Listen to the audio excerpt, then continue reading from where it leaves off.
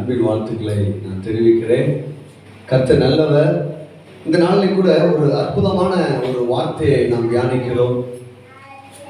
ஆண்டோடைய அன்பை குறித்து நம்ம தியானிச்சுட்டு இருக்கிறோம். அன்பின் ராஜ்யத்துக்குள்ள நம்ம கர்த்தர் நினைஞ்சிருக்காரு, வைத்திருக்கிறார்.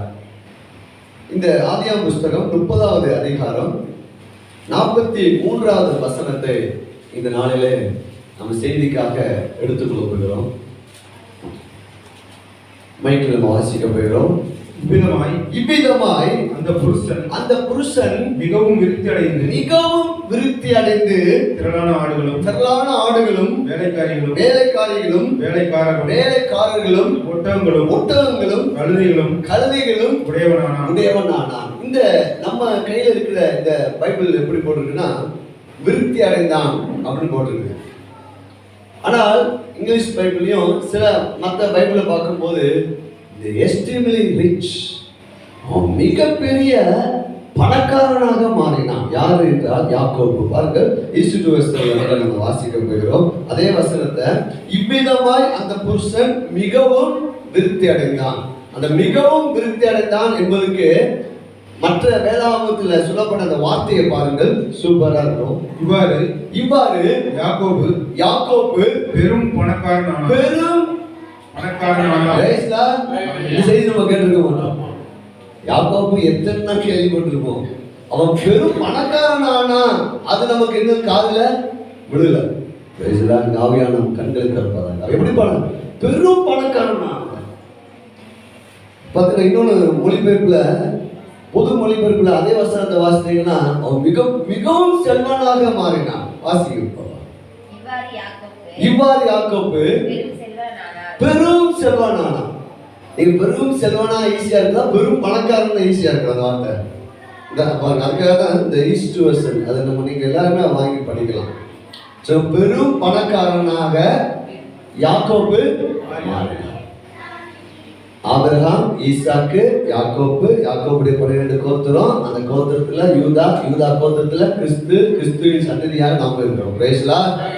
பெரும் பணக்காரனாக எப்படி யாக்கோபு மாறினான்? அவன் கோலும் கையுமாக தான் அவன் கடந்து வந்தான். ஆனா இங்கே வேதாகமம் சொல்கிறது லாபானிடத்திலிருந்து புறப்படும் போது அவன் பெரும் பணக்காரனாக மாறினான். கேட்க காரணமா இருக்குதா? எப்படி பெரும் பணக்காரனா மாறினான் பாருங்க. இந்த இப்படி வார்த்தையெல்லாம் கிறிஸ்தவ வட்டாரத்தில் என்ன செய்ய கிடையாது, பயன்படுத்துவது இல்லை இல்லையா? இங்க வேதாகமம் சொல்லுது இங்கிலீஷ் பைபிள் எக்ஸ்ட்ரீம்லி ரிச், மிகவும் பணக்காரனாய் மாறுவதற்கு 3 காரியங்களை நம்ம தியானிக்க போகிறோம். முதல் காரியம், அவன் மேல தேவன் வைத்த அன்பு.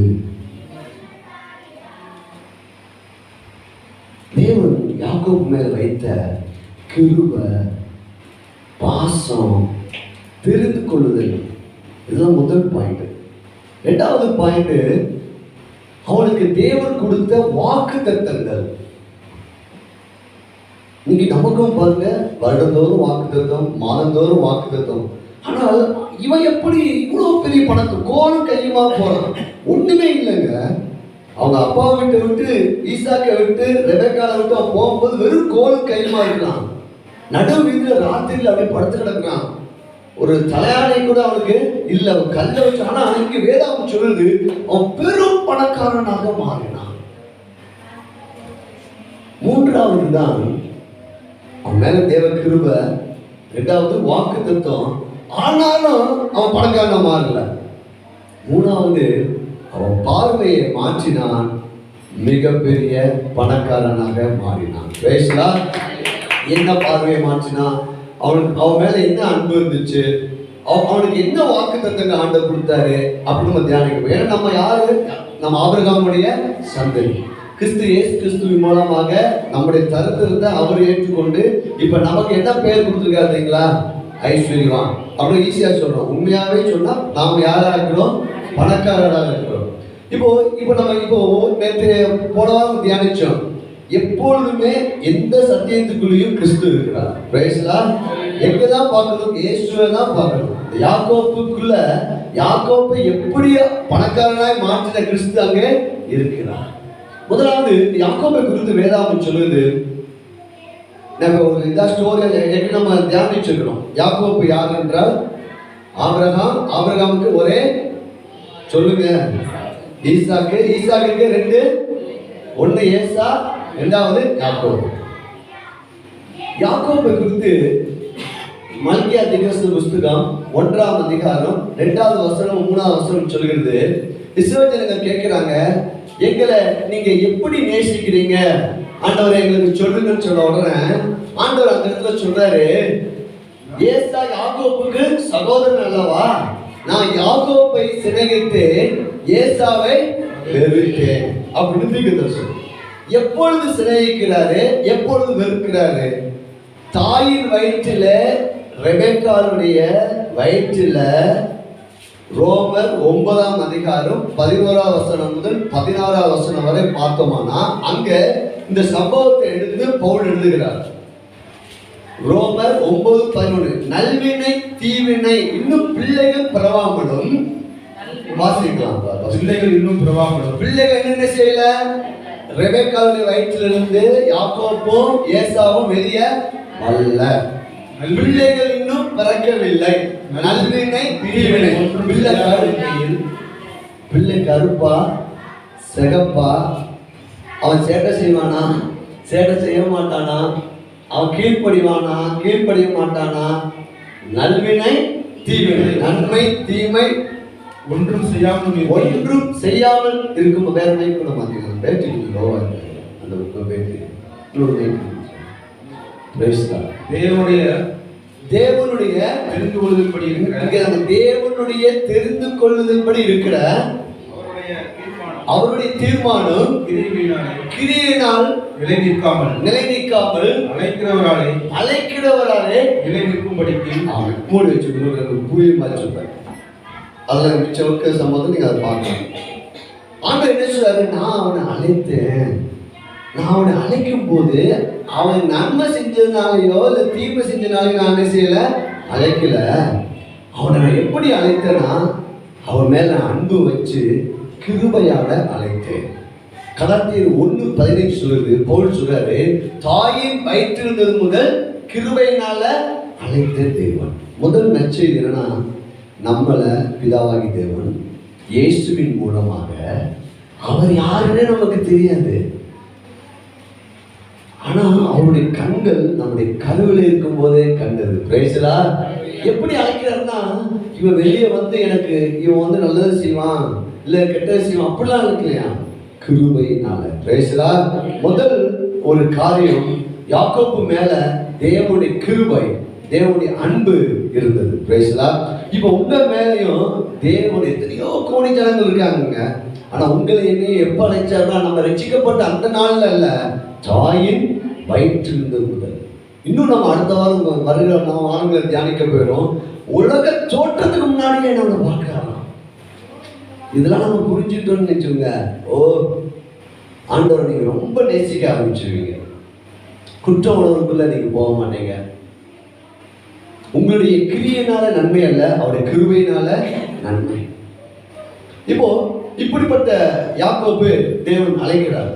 இந்த யாக்கோபுக்கு ஒரே ஆர்வம் என்னன்னா, ஆசீர்வாதத்து மேல ஒரு ஆசை அவனுக்கு. பிரேஸ்லா கூட வந்த சகோதரன் பார்க்க ஒரு நாள் பசியோட வாரான்.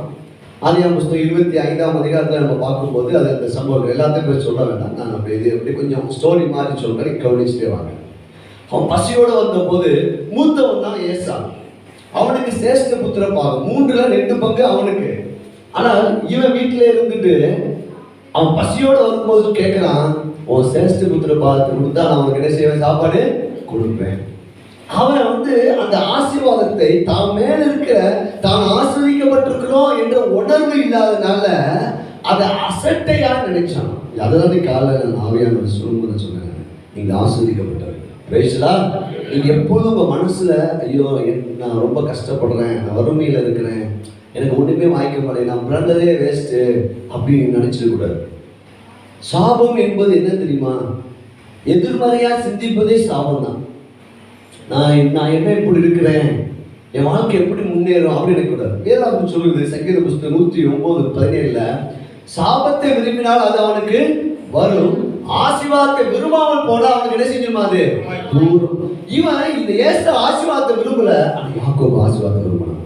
ஆசீர்வாதம் விரும்பினா என்ன தெரியுமா? நான் ஆசீர்வதிக்கப்பட்டவன், கிறிஸ்து என்னை ஆசீர்வதிச்சிருக்காரு. இப்ப இருக்க சூழ்நிலை இல்லைங்க, நான் ஆசீர்வதிக்கப்பட்டவன் தான்.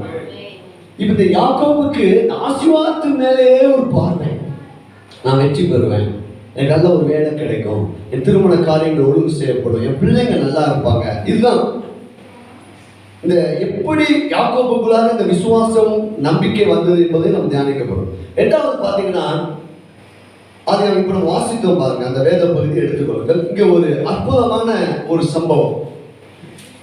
தேவனிடத்துல நாம் எதன் அடிப்படையில நாம் போகலாம்? போன வாரம் நம்ம தியானிச்சோம், அவர் அன்பான தேவன். ஆனால் அந்த அன்பை புரிந்து கொள்ள கூடாதபடிக்கு மதங்கள் என்ன செய்கிறது?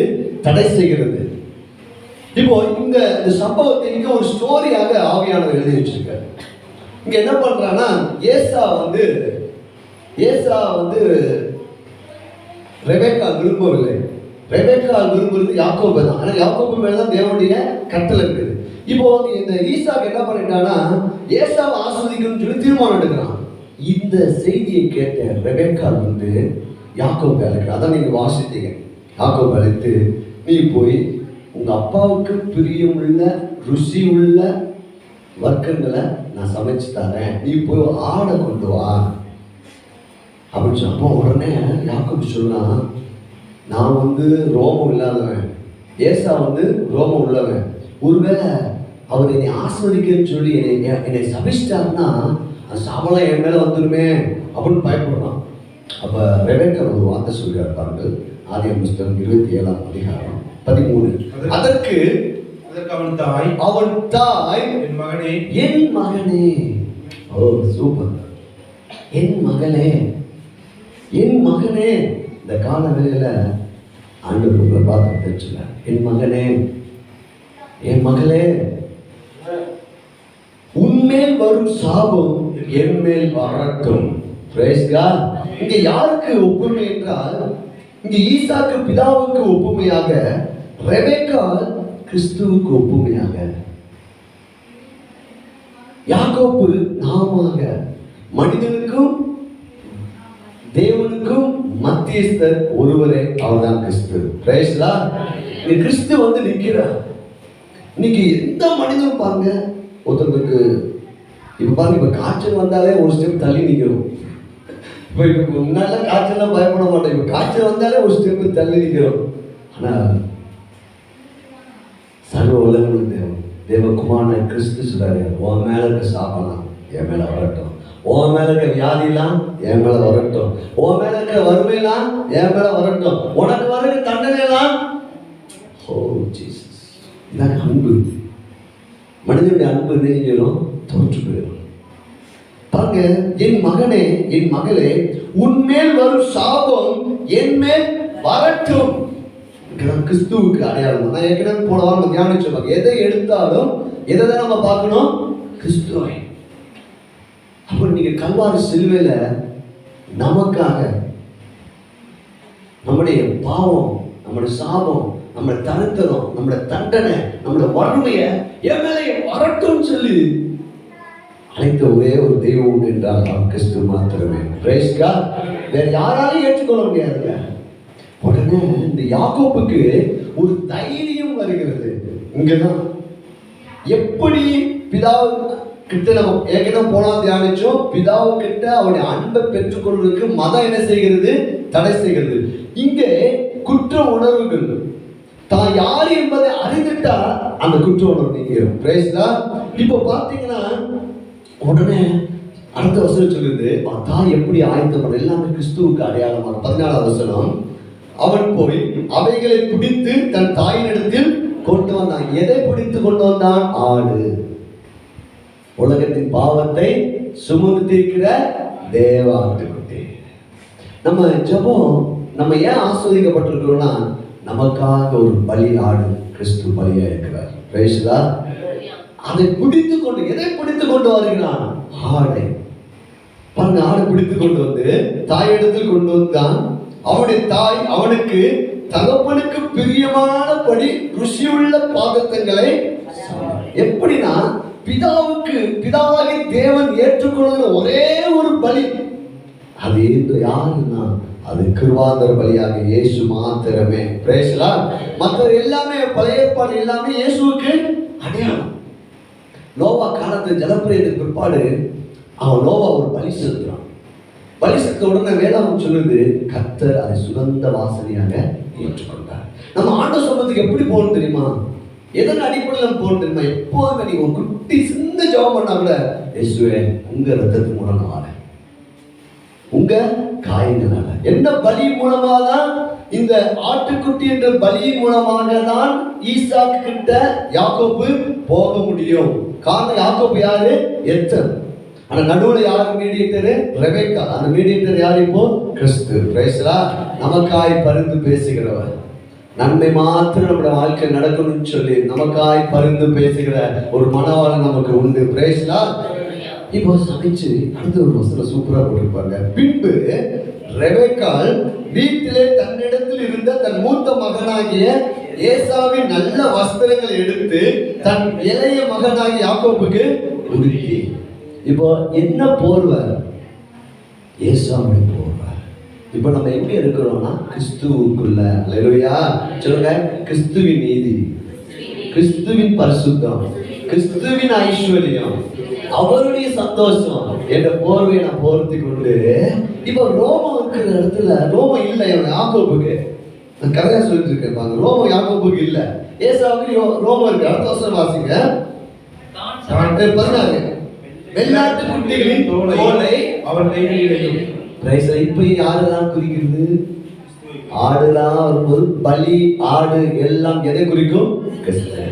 பாருங்க, வஸ்திரம் நீதியின் வஸ்திரம்.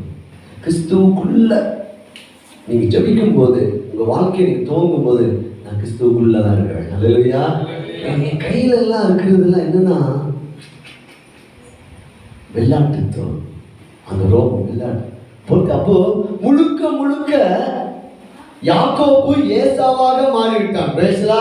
இப்ப நம்ம முழுக்க முழுக்க கிறிஸ்துவுக்குள்ள நம்ம இருக்கிறோம். அல்லேலூயா. பிதாவாகி தேவன் நம்மை பார்க்கும்போது யாக்கோபாய் நம்மை பார்ப்பது இல்லை, ஏசாவாய் பார்த்த அந்த ஈசாக்கு போல நம்ம எப்படி பார்க்கறோம்னா கிறிஸ்துவாக பார்க்கிறார், கிறிஸ்துவுக்குள்ள பார்க்கிறார்.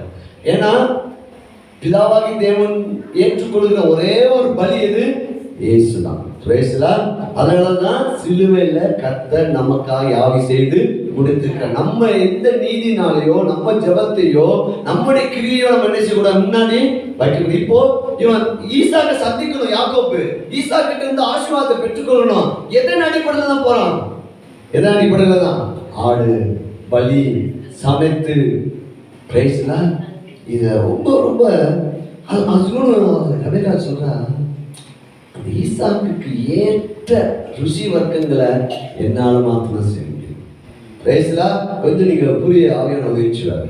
அவர் விரும்புகிற நீதி இயேசு கிறிஸ்து மாத்திரமா நிறைவேற்ற முடியும். கையில தட்டுவோமா? பிரேசலா. நம்ம நீதினால அல்லங்க, நம்ம கிரியனால அல்ல. எங்க இருந்து ஸ்டார்ட் பண்ணிருக்காரு யாக்கோப? தாயின் வயிற்றுல இருந்து ஸ்டார்ட் பண்ணிருக்காரு. அல்லேலூயா. இப்ப அவன்கிட்ட இருக்கிற பிரச்சனை அல்ல, எங்க இருந்து ஸ்டார்ட் பண்ணிருக்காரு? பாருங்க, சமையல் பண்ணியாச்சு, போறான். அன்புல பயம் இல்லை, பூர்ண அன்பு பயத்தை. இப்போ என்ன நடக்குது? இது மாசத்து பார்த்தோம்னா சூப்பரா இருக்குது. போய் கிட்ட போயிட்டான். கிட்ட போன உடனே என்னப்பா இவ்வளவு சீக்கிரமா கிடைச்சிச்சான்னு கேட்டாரு. ஆமா, கர்த்தர் வாய்க்க சரி. இதான் சொல்றான். ஏன்னா இவன் முயற்சி பண்ணல, ஏசா முயற்சி பண்ண போயிட்டான். நல்லா நீங்க புரிஞ்சுக்கணும். இதை மட்டும் நீங்க புரிஞ்சுட்டீங்கன்னா கிறிஸ்தவ வாழ்க்கை உங்களுக்கு இனிக்கும். ரைசலா சொல்லுங்க, பக்கத்துல கை பிடிச்சு சொல்லுங்க, கிறிஸ்துவை புரிஞ்சுட்டீங்கன்னா உங்க வாழ்க்கை இனிக்கும். அல்லேலூயா. அதிகமா ஜெபம் பண்ணுவீங்க, அதிகமா பயன்படுப்பீங்க, உங்க வாழ்க்கையே மகிழ்ச்சியா இருக்குங்க. பல கோடிக்கு அதிகாரியா நீங்க பார்ப்பீங்க. உங்க சூழ்நிலையெல்லாம் மாறிடும். இப்ப எப்படிமா கிடைச்சுன்னு கேட்கலாம். அவன் எதான் சொல்றான்னா, கர்த்தர் தான் எனக்கு வாய்க்க பண்ணது. இப்ப நம்ம எதாவது சொல்லணும், நம்ம ஜெபிச்சாலும் எதாவது சொல்லணும், கிருபை தான். நீங்க தான் பேசலாம். இப்ப சொன்ன உடனே சரி அப்படியா சொல்லிட்டு எல்லாம் கேட்டுட்டு சரி நீ உண்மையாவே ஏசாதானா அப்படின்னு கேட்கிறான். நான் தான். அங்கதான் டவுட் வரக்கூடாது. சில நம்ம மனதில் சில குறைகள் குற்றங்கள் வரும்போது நம்ம நினைஞ்சிடக்கூடாது, லோ ஆகிடக்கூடாது. பிரேஸ்லா நான் ஆசீர்வதிக்கப்பட்டவன் தான். உண்மையாவே பணமே இல்லை நம்ம கையில, ஆனா வேத வசனம் சொல்லுது நீ யாரு? ஐஸ்வர்யவான். நீ யாரு? பரிசுத்தவான். நீ யாரு? நீதிமான். நீ யாரு? கிறிஸ்துவுக்குள்ள இருக்கிற. இப்போ திரும்ப கேட்கிறான், ஈசாக்கு கேட்கிறாரு நீ யார்? நீ ஏசாதானா?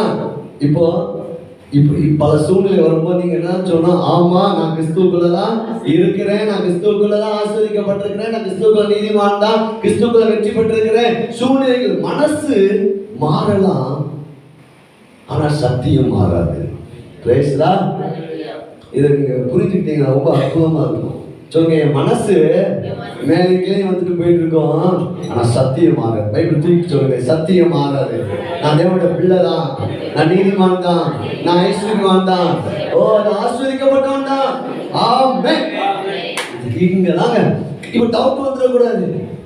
இவனுக்கு ஏன் டவுட் வருது தெரியுமா? எவ்வளவு தைரியம் பாருங்க. யாரா ஆக்ட் பண்ணிட்டு இருக்கிறான்? ஏசான் ஆக்ட் பண்ணிட்டு இருக்கிறான். இன்னைக்கு பிசாசு நமக்கு வந்து சொல்லுவான், நீங்க இப்படி இருக்கிற, நீங்க இப்படி கோவப்படுற, நீங்க இவ்வளவு வறுமையா பார்த்து உனக்கு எவ்வளவு வியாதி, அவட தலைமுறை நீங்கள் குணமானீர்கள். இப்போ இந்த இதுல தானே நம்ம ஒரு காரியம், விசுவாசம் என்பதை புரிந்து கொண்டோம் என்றால் இந்த சத்தியம் நமக்கு புரிஞ்சிடும். விசுவாசம்னா என்ன அப்படின்னு நினைக்கிறீங்க? விசுவாசம்னா என்ன? சும்மா சொல்லுங்க, விசுவாசம்னா என்ன? நம்புறது. பாருங்க, விசுவாசத்துல ரெண்டு பகுதி இருக்குது. ஒன்று அடிப்படை விசுவாசம். அடிப்படை விசுவாசம் நம்ம எல்லாத்துக்கும் வந்தனாலதான் நம்ம இங்க உட்கார்ந்துக்கிறோம்.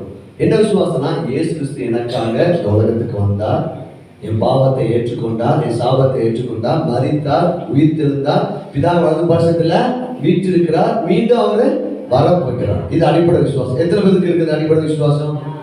இப்ப ரெண்டாவது விசுவாசம் நடைமுறை விசுவாசம். இன்னைக்கு நமக்கு ஒரு வேலை வேணும், நம்ம சபையில் கூட நிறைய திருமண காரியங்களை ஒழுங்கு செய்யப்பட வேண்டும், வீடுகள் வேணும். நடைமுறை விசுவாசம்.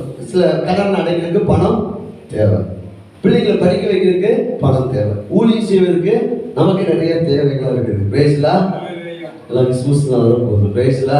அப்போ இது வந்து நடைமுறை விசுவாசம். ஒவ்வொரு நாளும் நமக்கு ஏதோ ஒரு தேவை வருகிறது, அதற்கு நம்ம கர்த்தரை எப்படி விசுவாசிக்கணும் இங்கதான் நம்ம புரிந்து கொள்ளணும்.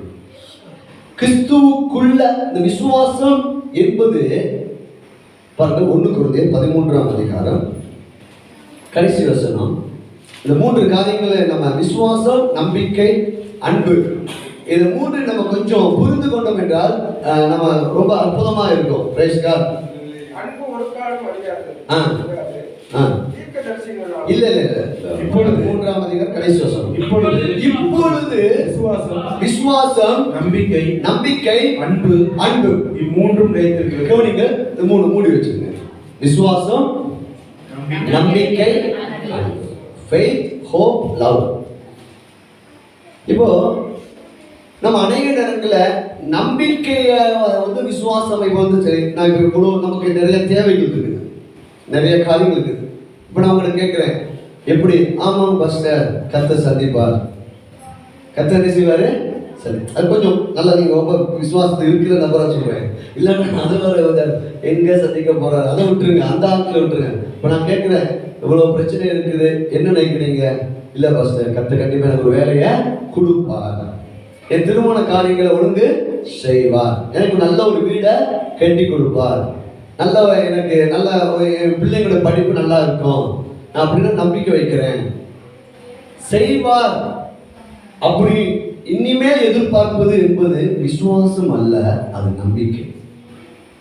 விசுவாசம் என்பது ஏற்கனவே நான் கிறிஸ்துவுக்குள்ள நீதிமானா இருக்கிறேன், கிறிஸ்துவுக்குள்ள நான் தேவனுடைய பிள்ளையாக இருக்கிறேன், கிறிஸ்துவுக்குள்ள நான் ஐஸ்வர்யவானாக இருக்கிறேன், கிறிஸ்துவுக்குள்ள ஏற்கனவே நான் சுகமா இருக்கிறேன், கிறிஸ்துவுக்குள்ள ஏற்கனவே நான் ஜெயம் பெற்றவனாக இருக்கிறேன், கிறிஸ்துவுக்குள்ள ஏற்கனவே நான் தைரியசாலியாக இருக்கிறேன், ஏற்கனவே நான் சொந்த வீட்டுல இருக்கிறேன். ஆடிக்கார ஓட்டிக்கொண்டு இருக்கிறேன். சபை பலுகி பெருகி கொண்டு இருக்கிறது. அற்புதமான 1000 பேர் உட்காரக்கூடிய பில்டிங்ல நம்ம இருக்கிறோம். பில்டிங் கொடுப்பார் பாஸ்டர், அது நம்பிக்கை. நாங்க இப்போதே அந்த பில்டிங்குள்ளதான் இருக்கிறோம் இருக்கிறோம் இருக்கிறோம் இருக்கிறோம் இருக்கிறோம் இருக்கிறேன். இதுதான் விசுவாசம். இப்பொழுது நீங்க சமாதானம் பெற்றிருக்கீங்க, இப்பொழுது நீங்க நீதிமானா இருக்கிறீங்க, இப்பொழுது நீங்க ஐஸ்வர்யமானா இருக்கு. அப்ப விசுவாசம் செய்வார் பாஸ்டர், அது நம்பிக்கை. இப்ப நம்ம எப்படி கொண்டு வரணும்னா, நான் ஐஸ்வர்யமானாக இருக்கிறேன், நான் ஆஸ்வதிக்கப்பட்டவனாக இருக்கிறேன், ஆகையால் நான் எல்லா காரியத்தையும் எதிர்பார்க்கிறேன், எல்லாம் எனக்கு ஆசீர்வாதமாய் முடியும், எனக்கு ஆசீர்வாதமா முடியும், என் பிள்ளைகளுக்கு திருமண காரியம் ஆசீர்வாதம் முடியும், என் சபை ஆசீர்வாதமா இருப்பாங்க, எனக்கு நல்ல சுகம் கிடைக்கும், நான் ஏற்கனவே இருக்கிறேன், அதனால எதிர்பார்க்கிறேன். இதுதான் நம்பிக்கை. Praise Lord. அன்பு எப்படின்னா, ஒருவேளை அது இப்பொழுது என்னால பார்க்க முடியாட்டால அதுக்காக நான் ஆண்டவரை விட்டு விலக மாட்டேன். அல்லேலூயா. இதான் அன்பு. Praise Lord. இதுக்காக நான் ஆண்டவரை விட்டு என்ன செய்ய மாட்டேன், விலக மாட்டேன். இது நம்ம கொஞ்சம் தியானிக்க போறோம், ஆழமா தியானிக்க போறோம். இது 3 மட்டும் நான் வச்சுக்கோங்க, நம்ம தியானிக்கலாம். இப்போ இங்க வந்து பாத்தீங்கன்னா, இப்போ விசுவாசத்துக்கும் நம்பிக்கைக்கும் என்ன வித்தியாசம்? விசுவாசம் என்பது ஐ ஹேவ் ரிசீவ்ட், ஏற்கனவே பெற்றுக்கொண்டு, அதனால ஜெபத்தில் எவைகளை அவைகள் பெற்றுக்கொள்வோம் என்று அவன் ஏற்கனவே கிடைச்சிச்சு, ஏற்கனவே சுகமாயிட்டேன். இல்ல பாஸ்டர் சரீரத்தில் விளைவிட இருக்கிற வியாதி இருக்கு, இல்ல வேத வசனம் சொல்லுது, அவருடைய தலைமுறை நீங்கள் குணமான, ஏற்கனவே நான் இப்ப ஐஸ்வர்யவான் தான் இருக்கிறேன். இப்ப வாடகை வீட்டுல இருக்கிற நீங்க என்ன நினைக்க தெரியுமா, நான் சொந்த வீட்டுல இருக்கிறேன். அதை உணர்ச்சி பூர்வமா நீங்க நம்பிக்கை வைக்கணும். எனக்கு நல்ல வேலை கிடைச்சிருக்கு, நிஜமாவே சொல்றேங்க, நம்பிக்கை வச்சு பாருங்க. உங்களுடைய கடன்லாம் அடைக்கப்பட்டதாக அப்படி அடைக்கப்பட்டுருச்சு. அடைக்கப்படும் என்பது நம்பிக்கை, அடைக்கப்பட்டு விட்டது என்பது விசுவாசம். அல்லேலூயா. சுகமாவேன் என்பது நம்பிக்கை, நான் ஏற்கனவே சுகமாக இருக்கிறேன். இப்படி உங்களுடைய வாழ்க்கை ஒவ்வொன்றும் என் பிள்ளைங்க நல்லா தான் ஆசீர்வதிக்கப்பட்டவர்களாக தான் இருக்கிறாங்க. ஸ்கூல் பீஸ் தான் ஏற்கனவே கட்டப்பட்டு பேசலாம். இதை நீங்க அப்பல பண்ணணும். இப்ப அந்த பகுதிக்கு நான் எடுக்கல, அது நம்ம போகலாம். இப்ப இங்க வந்து பாத்தீங்கன்னா, அப்போ இப்ப சொல்றான், நீ ஏசாதானா அப்படின்னு யாரு கேட்கிறாரு? ஈசாக்கு. இப்ப நம்ம வாழ்க்கையில அடிக்கடி கேள்வி வரும், விசுவாச சிவான் சில கேள்விகளை கொடுப்பான். நீ அப்படிதானா, இந்த வசனத்தைப்படி நீ உண்மையாவே நீ ஐஸ்வர்யவான் தானாக்கும், நீ ஏன் வேலை இல்லாம இருக்கிற, உங்களுடைய அலங்கத்துக்குள் சமாதானம் இருக்குது, உன் குடும்பத்துல சமாதானம் இருக்குதா?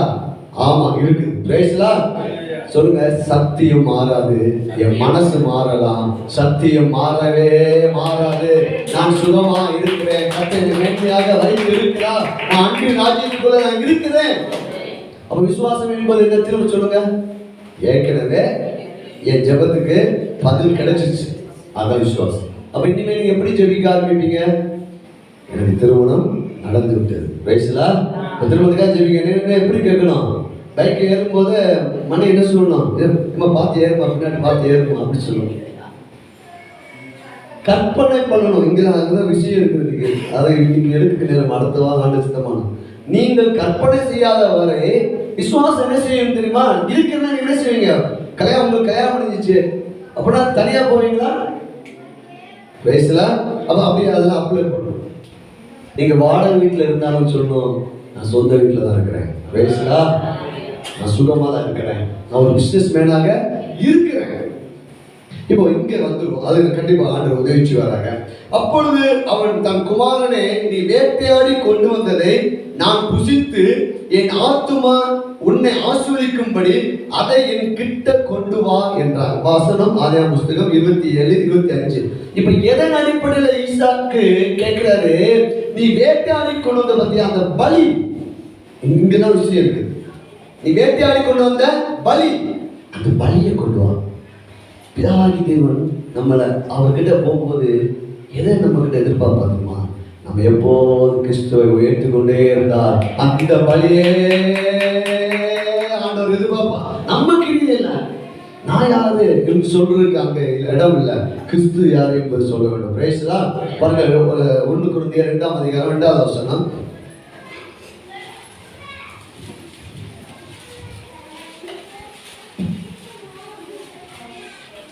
ஒழுங்குகளே,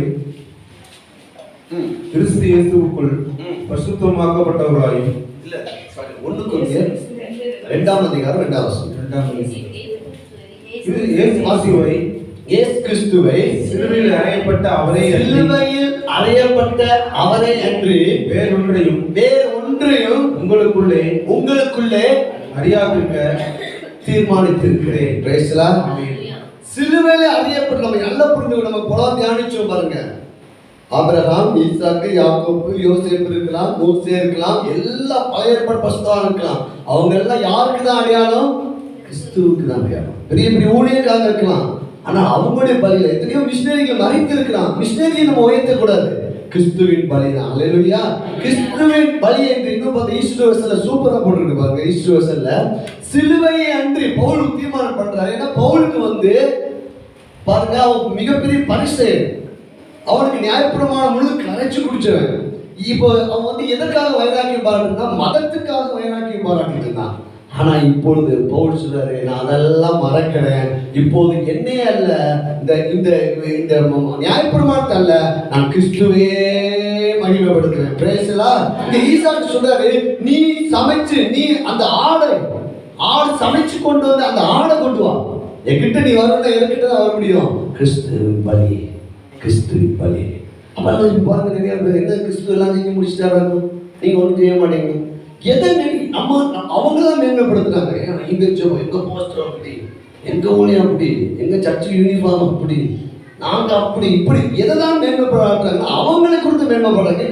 இங்க பவுல் சொல்றாரு, நீ யாரை குறித்து நான் மேன்மை பாராட்ட விரும்பல, சிலுவையை மாத்திரம் நான் மேன்மை பாராட்ட விரும்புகிறேன். இந்த ஒரே பலியை தான் பிதாவாகி தேவன் ஏற்றுக்கொண்டார். அப்ப நம்ம எப்போதான் நமக்கு நினைப்போம், எது ஜெபம் தெரியுமாங்க? அவருடைய சிலுவையை நீங்க நினைச்சுக்கிட்டே இருந்தா பரலோகம் உங்களை மீது களி கூறுங்க. அல்லேலூயா. ஒரே ஒரு பலி மூலமா தான் நாம் அவர்கிட்ட போக முடியும். பாருங்க, வாசிக்கலாம். உங்களோடு இருக்கையில் இயேசு கிறிஸ்துவையும் அவருடைய சிலுவை மரணத்தையும் தவிர பிற அனைத்தையும் மறப்பேன் என முடிவெடுத்தேன். என்னதான் பிரசங்கம் பண்ண முடிவெடுத்துக்காரு? இப்படி கண்டுபிடிச்சுக்கணும். பிரசங்கம் நீங்க நிறைய யூடியூப்ல இருக்குது, நிறைய கேட்கிறோம். அவங்க அப்படியே ஸ்தாபன தலைவர் சொல்லுவாங்க, ஊழியர் எங்க போஸ்ட் ஜிப்பாதான் எப்போ நைட்டு படுக்கும் போது கூட வெயிட்லாம் இருப்பார். பிரேஸ்லா அல்லேலூயா. அப்படி இல்லைங்க.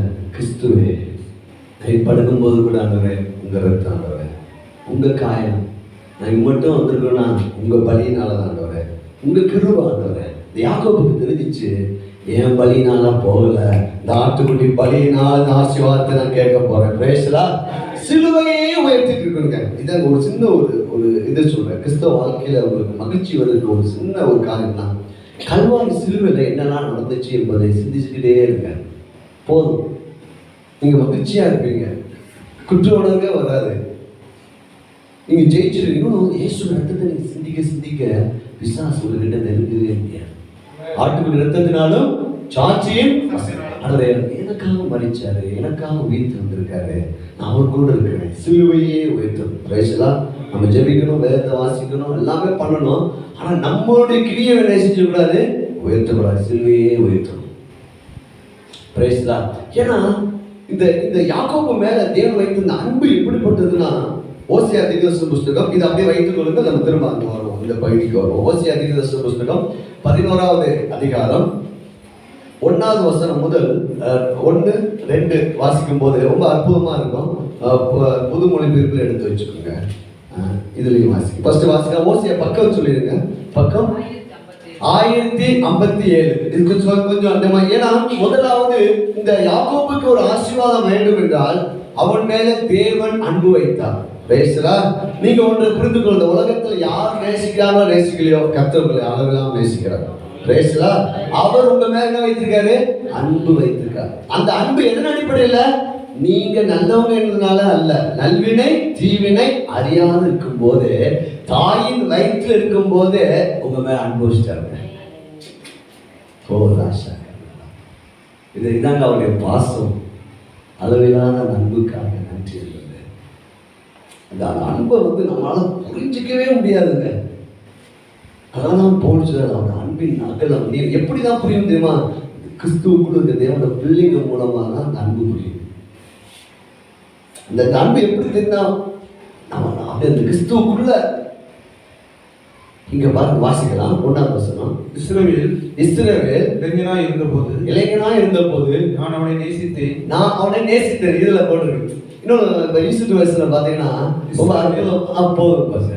நான் அவனை நேசித்தேன். ஈஸ்ட் வயசுல வாசிங்க. இஸ்ரவேல் குழந்தையாக இருக்கும்போது நான் அவனை நேசித்தேன். புதுமொழி பெயர் வாசிங்க. இஸ்ரவேல் குழந்தையா இருந்தபோது கையை தட்டுங்க. ஹல்லேலூயா. எப்போ நம்ம மேல அன்பு வச்சிருக்காரு? மனிதனுடைய அன்பு எப்படி தெரியுமா? ஏதாவது நமக்கு எதிர்பார்த்து தான் நம்ம அன்பு வைப்போம். தேவனுடைய அன்பு அதான் அகாப்பே, புரிந்து கொள்ள முடியாத அன்பு. எப்ப நம்ம அவருடைய அன்பை ஸ்டார்ட் பண்ணிட்டார்? எப்போது? நான் குழந்தையா இருக்கும்போது, தாயின் வயிற்றுல நான் கருவில இருக்கும். இன்னும் ஒரு நான் உலக தோட்டத்துக்கு தியானிக்க போறோம். பிரேசலா. இந்த கான்செப்டை நீங்க புரிஞ்சுட்டீங்கன்னா கிறிஸ்தவ வாழ்க்கை இனிக்கும். மறுபடியும் சொல்லுங்க, கிறிஸ்தவ வாழ்க்கை அனாந்தரம் அல்ல, வேதனை அல்ல, வறுமையானது அல்ல, கண்ணீரானது அல்ல, இனிப்பானது, பாலும் தேனும் ஓடும். நான் ஆஸ்வதிக்கப்பட்டவன், நான் ஆஸ்வதிக்க பிறந்தவன். நல்லா இருக்குவாங்க, 2 தான் சொல்லுங்க. நான் ஆஸ்வதிக்கப்பட்டவன், நான் ஆஸ்வதிக்க பிறந்தவன். உலகத்துக்காக என்னென்னமோ டைலாக் பேசுறான். நீங்க தேவை காலத்தில் சொல்லுங்க, ஆஸ்வதிக்கப்பட்டவன், ஆஸ்வதிக்க பிறந்தவன். இதுதாங்க என் கான்செப்ட். சமையல் பண்ண போனா நீங்க என்ன சொல்லணும்? ஆஸ்வதிக்கப்பட்டவன், ஆஸ்வதிக்கவே பிறந்தவன். ஐயாதான் மனசார சிரிக்கிறார். அன்பு வைத்தார். ஓ 3ஆவது வசனம்.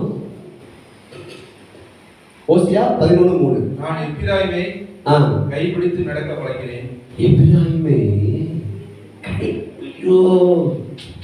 கைப்பிடிச்சு யாருங்க? நம்ம எனக்கு நான் இருக்கு பாப்பாவை நான் அந்த ரயில் நிலையத்தில் தான் அவர் இதுவோடைய ஷூ போட்டு நம்ம பிள்ளைங்க நடந்து வரும்போது சவுண்டு கீழே செய்யுங்க, விழுங்க. கைப்பிடித்து நடக்க பண்ணுகிற அன்பின் கை உங்களுக்கு பிடிச்சிருக்கு. கைப்பிடிக்கிறது. சின்ன பிள்ளைங்க எந்த இடம் விழுந்தாலும் தவப்பும் தாய் விடுவாங்களா? அப்படியே அன்பான கை, மொரட்டான கை அல்ல. பிரசங்கம் அப்படி பண்ணிட்டாங்க, அவர் மொரட்டான கையோட. சின்ன பிள்ளை உலகமே என்ன சொல்லுவோம்? சின்ன பிள்ளை ஒருத்தர் தரத்தனை எழுந்துட்டு போய் என்னடா உனக்குலாம் கொஞ்சம் கூட கைப்பிடிச்சு எதிராகவே இசைஞ்சதில் பார்த்துவாரு. நான் கைப்பிடிச்சு உங்க நான் அன்பு வச்சுட்டேன்ப்பா. அதனால நான் உன்னை கைப்பிடிச்சு நீ காரணம் என்னை தியானிச்சுட்டு இருந்தேன். எனக்கு ரொம்ப ஆச்சரியமா இருந்துச்சு. அது இப்படி ஒரு அன்பா வாசிக்கலாம். ஆனாலும் நான் தங்களை குணமாக்குகிறவர் என்று அறியாமல் போனார்கள். மனுஷரை கட்டி இருக்கிற அன்பின் கயிறுகளால் நான் அவர்களை இழுத்தேன். இன்னொன்று ஈஸ்ட் வருஷத்துலையும் பொதுமொழி போய் காதலை தியானிச்சுட்டு இருந்தேன். எனக்கு ரொம்ப தொட்டுச்சுங்க. ஆண்டவர் யாரு என்பதை நம்ம புரிஞ்சுக்கிட்டோம்னு சொல்லுங்க. நம்ம போன வாரம் தியானிச்சோம். நமக்கு அவருக்கு என்ன உறவு சொல்லுங்க? என்ன உறவு? அப்பா பிள்ளை. அதான் பிள்ளைய நாங்க அன்பு வச்சு பிள்ளைய தான் நடக்க வைக்க முடியும். அதை வாசிக்கலாம். நான் அவர்களை கயிறுகளால் வழிநடத்தினேன். ஆனால் அவை அன்பு என்னும் கயிறுகள். அன்பு என்னும் கயிறுகள். நான் விடுதலை அளிக்கும் மனிதனை போன்றவன். நான் கீழே குனிந்து அவர்களுக்கு ஆகாரம் கொடுத்தேன். Praise God. ஹல்லேலூயா. நம்மள ஒரு கயிறை வச்சு கட்டுறாராம். அது என்ன கயிறுனா அன்பு என்னும் கயிறு. அப்படியே நியாயப்பிரமாணம் நம்மளை அதிகப்படுத்துது. ஆனா விசுவாச பிரமாணம் அன்புனாலேயே நம்ம நினைச்சிருக்காரு கிறிஸ்துவுக்குள்ள. இப்ப சூப்பரா ஒரு மொழிபெயர்ப்பு வாசிக்க போறோம். அதுலதான் ரொம்ப அற்புதமான வார்த்தை. பொது மொழிபெயர்ப்புல 1வது வசனத்தையும் 2வது வசனத்தையும் 3வது வசனத்தையும் வாசித்து பார்ப்போம். இஸ்ரவேல் குழந்தையா இருந்தபோது அவன் மேல் அன்பு கூர்ந்தேன். எகிப்திலிருந்து என் மகனை அழைத்து வந்தேன். எவ்வளவுக்கு நான் அவர்களை வருத்தி அழைத்தேனோ அவ்வளவுக்கு என்னை விட்டு பிரிவாத. எப்படி அவங்க அழைச்சாராம்? வருத்தி பாப்பா வாப்பா வாப்பான்னு. பாகாலுக்கு பலியிட்டார்கள், இவைகளுக்கு தூபம் காட்டினார்கள். ஆனால் எப்ராயிமுக்கு நடைபயிற்சி விட்டதும் எப்ராயிமுக்கு நடப்பயிற்சி கொடுத்தது நானே. அல்லேலூயா. உங்களை விசுவாச பாதையில இம்மட்டுமாய் நம்ம எவ்வளவு நாட்கள், எவ்வளவு பிரச்சனையில, எத்தனை சூழ்நிலையில மனிதர்களால் நம்ம சோர்ந்து போனாலும் நமக்கு ஒரு நடப்பயிற்சி கொடுக்கிறார். Price God. நடப்பயிற்சி கொடுத்தது நானே. இது சூப்பர். சத்தம் வாசியா. அவர்களை கையில் ஏந்தியதும் நானே. அவர்களுக்கு நடப்பயிற்சி மட்டும் இல்ல, அவர்களை கையில் அப்படி ஏந்தினதும் நானே. ஆயினும் அவர்களை குணமாக்கினதும் நானே என்பதை அவர்கள் உணராமல் போனார்கள். பரிவு என்னும் கட்டுகளால் அவர்களை பிணைத்து. பரிவு என்ன தெரியுமா?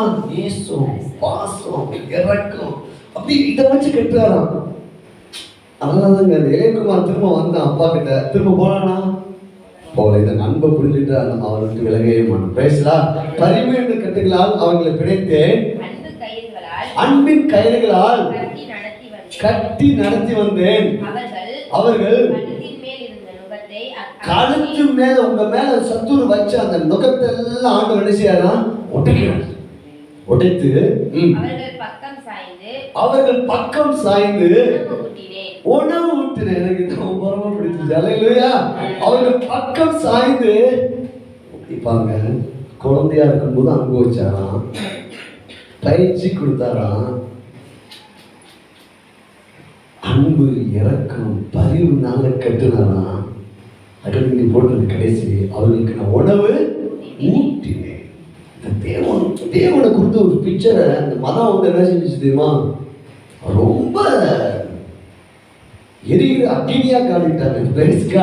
அல்ல, அப்படி இல்லைங்க. அவர் அப்பா நல்ல அப்பா, தேவன் அன்பாகவே இருக்கிறார்.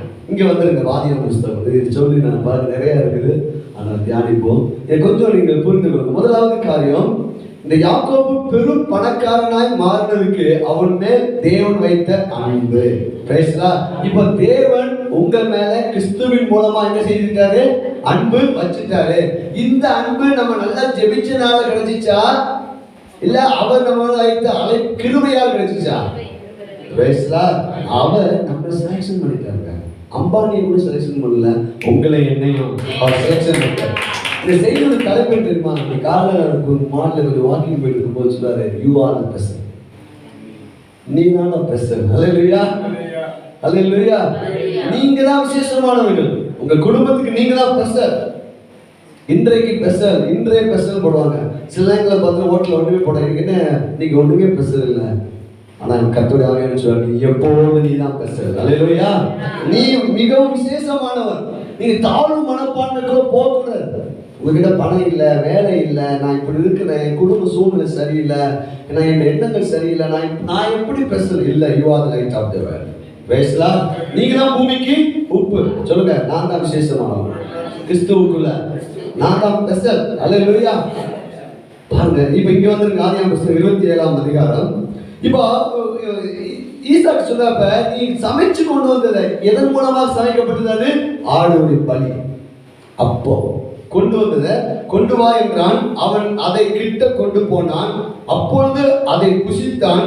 பிற்பாடு திராட்சரசம் அவனுக்கு கொண்டு வந்து கொடுத்தான். அவன் குடித்தான்.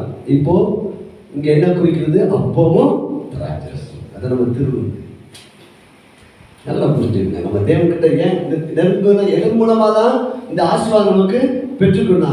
நம்ம ஒவ்வொரு வாரம் திரும்ப எடுக்க முடியாத சூழ்நிலை கூட நீங்க ஒவ்வொரு நாளும் 6 திருச்சபை எடுத்தாங்க. ஆனா அவங்களுடைய எண்ணங்கள் எப்படி தெரியுமா? சிலுவையே நினைச்சிட்டே இருக்காங்க. ஒண்ணும் இல்லைங்க. எட்சம் இல்லை, எப்படிலாம் பாடப்பட்டாரு. அவர் கதறிட்டாரு, நான் ஏன் கதறணும்? கொஸ்டின் பேசலா. அவர் வந்து முள்முடி கிரீடம் எதுக்கு? சாபத்துக்கு அறிகுறி. இப்போ எனக்கு என்ன வந்திருக்குது? அவர் முன்கிரீடத்து மூலமாக ஆபிரகாமின் ஆசீர்வாதத்தை பெற்றுட்டார். அவருடைய முதுகுல 39 அடிகள் விழுந்த போது என் பாரம் என் தண்டனை எல்லாம் அவரு ஏற்றுக்கிட்டேன். நான் விடுதலை ஆக்கப்பட்டிருக்கிறேன். Price God. அவருடைய காயங்களை பார்க்கும்போது நான் சுகமாயிட்டேன். இப்படி வியாதி வந்துருச்சு, நீங்க எப்படி ஜெபம் பண்ணுவீங்க? விசுவாசமுள்ள ஜெபம் எப்படி ஜெபம் பண்ணுவீங்க? உங்களுக்கு வியாதி வந்துருச்சு, இல்ல உங்க குடும்பத்தை யாருக்கும் வியாதி, எப்படி ஜெபம் பண்ணுவீங்க சொல்லுங்க?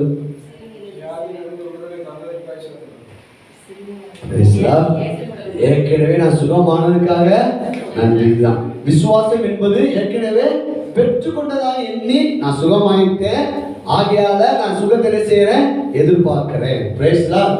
இப்ப பாருங்க இங்க இப்போ அப்பமும் திராட்சரசத்தின் மூலமாய் கிட்டம். இன்னொரு நாங்க ரொம்ப அற்புதமான வார்த்தை என்னை ரொம்ப தொட்டுச்சு. 26 வசனம். அப்பொழுது அவன் தகப்பன் ஆகிய ஈசாக்கு அவனை நோக்கி, என் மகனே, நீ கிட்ட வந்து என்னை முத்தம் செய் என்றான்.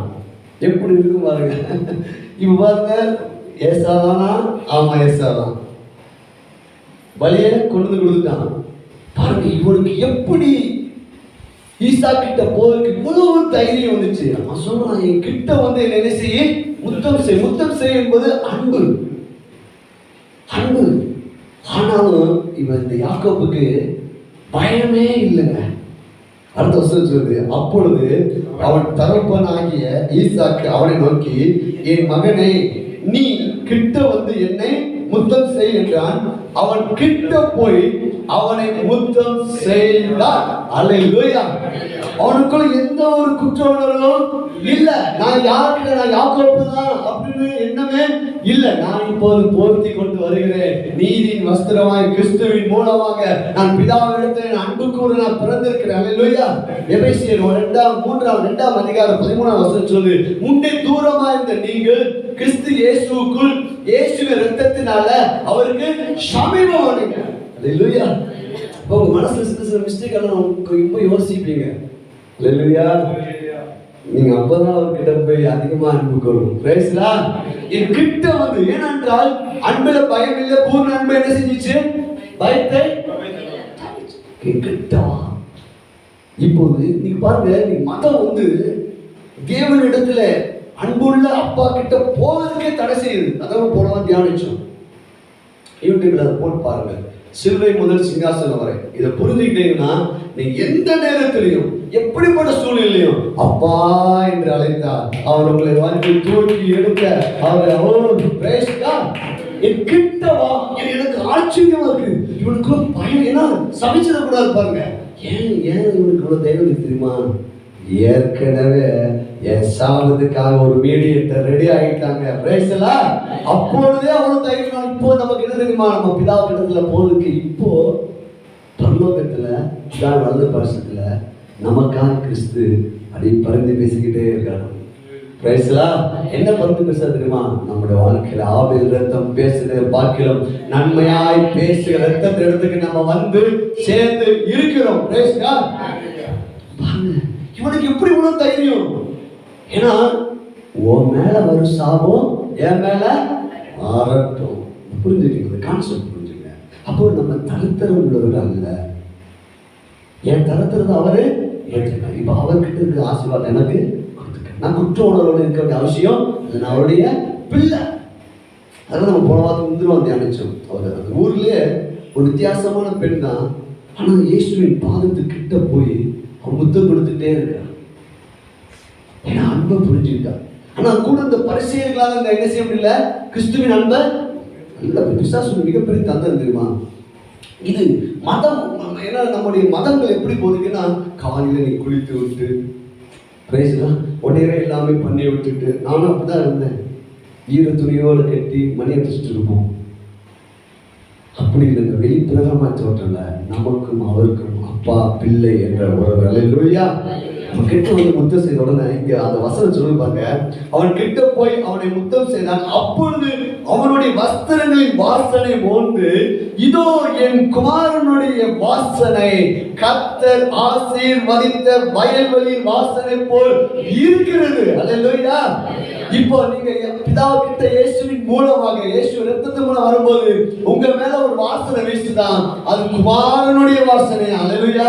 இப்போ உங்க வாசனை இல்லை, உங்க பலவீனம் இல்லை, உங்க சோர்வு இல்லை, உங்க தடுமாற்றம் இல்லை. உங்க மேல இப்போ ஒரு வாசனை வீசிக்கொண்டே இருக்கிறது. அது என்ன சென்று போட்டீங்க தெரியுமா? கிறிஸ்து என்ன சென்று போட்டீங்க. Praise God. Hallelujah. நானும் நிறைய நல்ல சென்று வாங்கன்னு பார்த்து சரியாவே ஒர்க் ஆகணும். Praise God. பாட கொஞ்ச நேரத்துல போயிடுது. சொல்லுங்க, என் மீது கிறிஸ்துவின் வாசனை வீசி கொண்டிருக்கிறது. ஆசீர்வாதத்தின் வாசனை, சுகத்தின் வாசனை, வெற்றியின் வாசனை, மகிழ்ச்சியின் வாசனை. இப்போ அப்படியே பார்க்கிறேன். ஈசாக்கு சொன்னா, என் குமாரன் வயல்வெளி பார்த்தீங்களா? இப்போ பாருங்க, இந்த பக்கம் டெக்காசி பக்கம் போகும்போது கொஞ்சம் தேவன் படைச்சது கொஞ்சம் ரசிங்க. போகும்போது பாருங்க, அந்த வயல் அப்படியே விளைஞ்சு போது மாலை நேரத்தில் அப்படி பைக்கில் போகும்போது அப்படி ஒரு வாசனை வீசும் பார்க்கணும். அல்லேலூயா. உங்க மேல வறுமை வாசனை இல்லைங்க, ஆசீர்வாதத்தின் வாசனை. பாருங்க, ஒரு பெரிய ரிக்ஷா ஒருத்தர் இருக்காங்கன்னு எப்படி கண்டுபிடிப்பீங்க?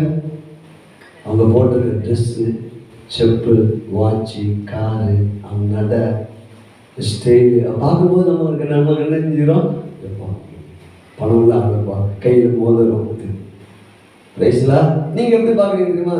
நான் ஒரு வேலையெல்லாம் பார்க்கிறேன், நான் ஒரு சின்ன வேலைக்கு போகிறேன், என்கிட்ட இவ்வளோதான் பணம் இருக்குது, நானே டூ வீலரில் தான் போகிறேன், நானே சைக்கிளில் தான் போகிறேன், நானே நடந்து தான் போகிறேன், நானே பழைய இதில் தான் போயிட்டுருக்கிறேன், நானே ஒரு வாடகை வீட்டில் இருக்கிறேன். இப்படி நீங்கள் வாங்கி இருக்குது. நீங்கள் நினைக்க என்ன வாசனை விஷயம் தெரியுமா? அந்த வாசனை தான் வீசிக்கிட்டே இருக்கும். கடனை பற்றி பேச பேச என்ன வாசனை விஷயம்? கடன் வாசனை. இப்ப இதுதான் நான் சொல்றேன், விசுவாசத்தை நீங்கள் பயன்படுத்த வேண்டும். அல்லேலூயா. நீங்க உங்க வீட்டுல பார்க்கணும், டைனிங் டேபிளா எவ்வளவு ஆப்பிள்லாம் இருக்குது. Praise God. உங்களுடைய பீரோவை திறக்கும் போது ஹை குவாலிட்டி ட்ரெஸ்லாம் நீங்க தொங்க போட்டுருக்கிறத பார்க்கணும். Super super. Praise God. உங்க பைக் சாதாரண பைக்காக இருந்தாலும் உங்களுக்கு என்ன பைக் வேணுமோ அதை அப்படி பாருங்க. ஆஹா, நல்லா இருக்குது. Praise God. உங்களுடைய செப்பலை பாருங்க, உங்க ட்ரெஸ் மேக்கிங்கை பாருங்க, உங்க வீடை பாருங்க, உங்க பிள்ளைங்களை பாருங்க. உங்க பிள்ளைங்க நான் இப்ப பாக்குறேன், பிள்ளைங்களை நம்ம காரில் போய் விடுற மாதிரி பாருங்க. Praise God. உங்க இப்ப நம்ம எதை நீங்க தவறா இப்ப இருக்க உங்க சூழ்நிலைய நீங்க ஏத்துக்கிட்டீங்கன்னா அந்த வாசனை தான் என்ன செய்யும்? வீசும். இப்ப யாக்கோபுக்கு தைரியம், ஏன்னா நான் போர்த்தி கொண்டிருக்கிறது வெள்ளாட்டு தோல். அல்லேலூயா. நான் போர்த்தி கொண்டிருக்கிறது ஓ கிறிஸ்துவின் வாசனை, நீதியின் வஸ்திரம். நான் ஐஸ்வர்யவான் தான், நான் ஆசீர்வதிக்கப்பட்டவன் தான், நான் ஆசீர்வதிக்கவே பிறந்தவன் தான். அவருக்கு தான் ஓடி போயிடும்.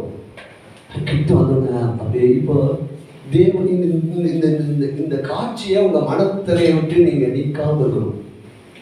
ஆண்டு சமூகத்துக்கு நீங்க ஜெபிக்கும் போதெல்லாம் உங்க மேல ஐயோ ஐயோ இப்படி இருக்கானே அப்படி இருக்கானே அந்த வாசனையை அவர் என்ன செய்யல.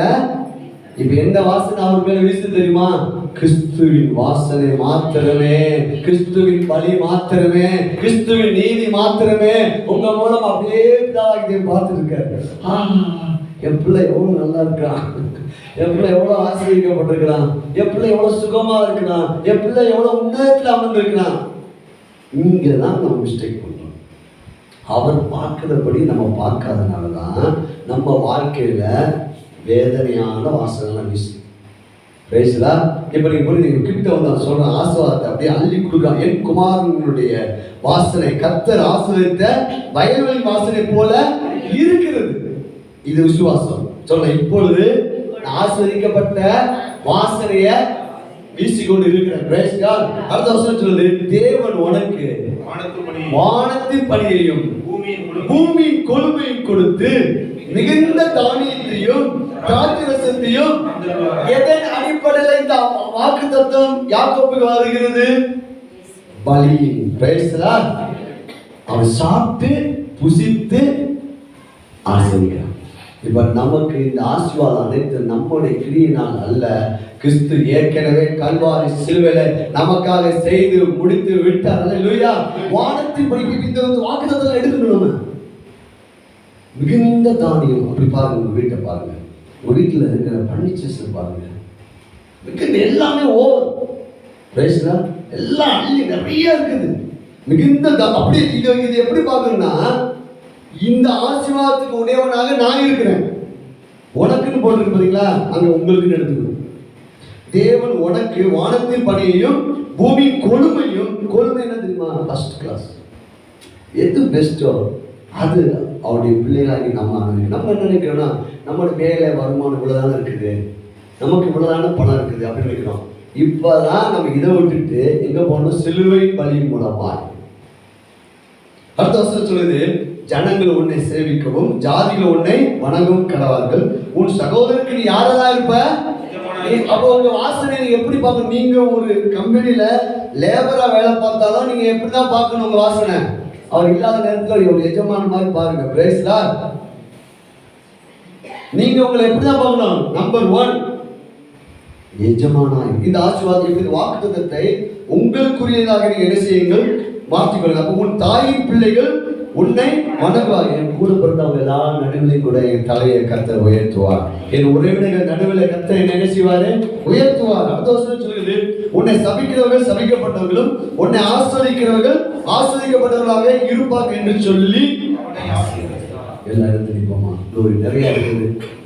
ஆண்டவர் சித்தமான ஒரு பாயிண்ட் முடிச்சிருக்கிறோம். அன்பு. பேசலாம். இரண்டாவது வாக்குத்தத்தங்களுக்குள்ளாக நமக்கு வந்திருக்கிறோம். மூணாவது தான் பார்வை மாறும்போது பெரும் பணக்காரனாக யாரும் மாறிட்டான். எல்லாரும் ஒன்றே ஒன்று யாக்கோபுக்கு ஒரு பெரிய தைரியம், என்கிட்ட வா அப்படின்னு சொல்றாங்க.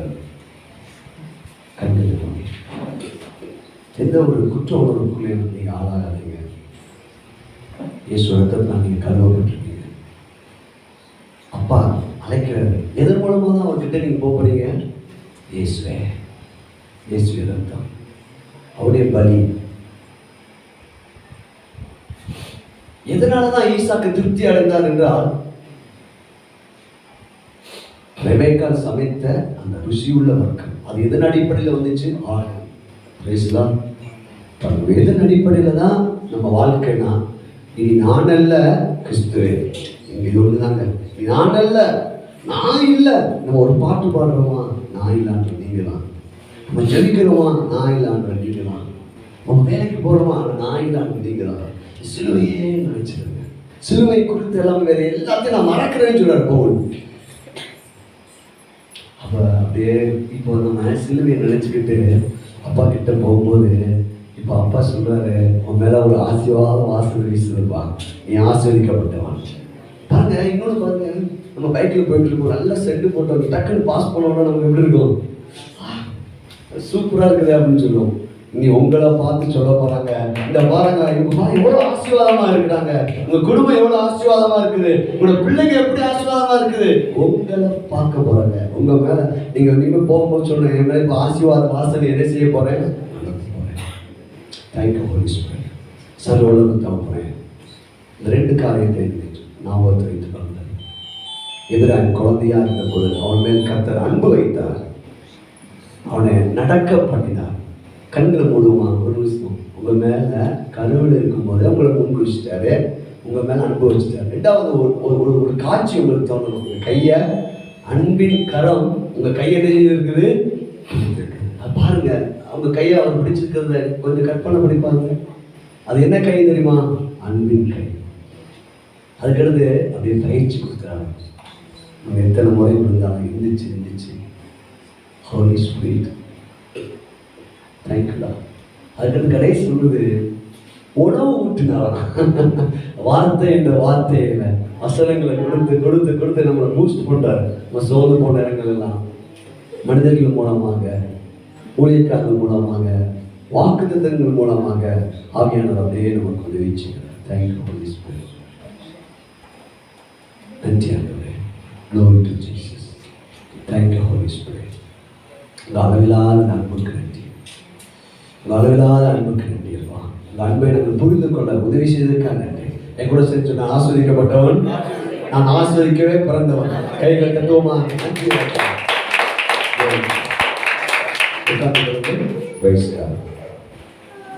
உட்கார்ந்து